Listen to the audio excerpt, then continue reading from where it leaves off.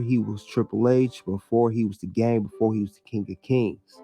He debuted on the episode of April 30th, 1995. It was called the Wrestling Challenge, WWF Wrestling Challenge. He won his first match. He didn't even use the pedigree at this time. He used a cutter move, which is now known as the RKO, or some older fans may know as the Diamond Cutter.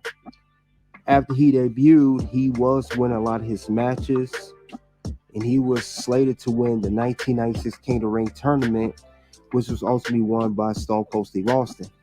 But because he was supposed to win, he was involved in a famous curtain call, which with three of his friends of the clique of Sean Waltman, Scott Hall, and Kevin Nash, they were leaving, going to WCW. And also Shawn Michaels was involved. But since the three were leaving to go to WCW, and Shawn Michaels was the WWF champion at the time, no one else could take the punishment with Triple H, due to the guys breaking kayfabe and hugging each other and saying their goodbyes.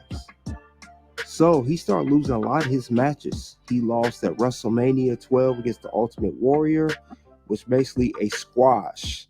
Embarrassing, I know. Sabre was his valet at the time, but he wasn't winning anything. He was jobbing out to anyone at any time. But it didn't last forever. However, he started winning matches again. He even won the Intercontinental Championship for the first time on October 21st, 1996, when he defeated Mark Merrow, who was Sable's real-life husband at the time. He even had a new manager. He had Mr. Perfect as manager. But Mr. Perfect wasn't manager for long. He ended up leaving to go to WCW as well.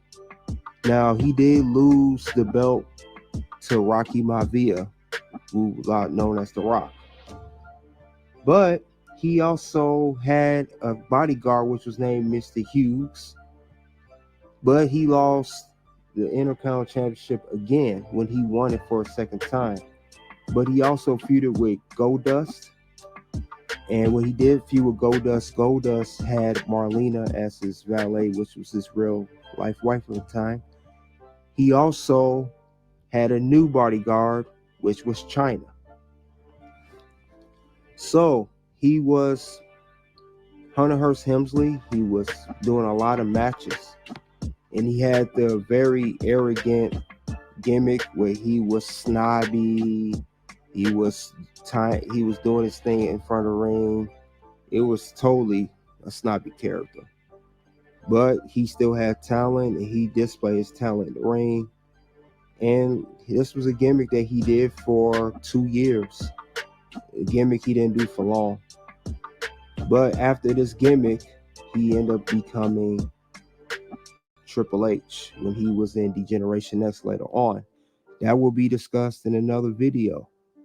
And that's all I have for the Hunter Hearst Helmsley. Hope you guys enjoyed it. Until then, OUT.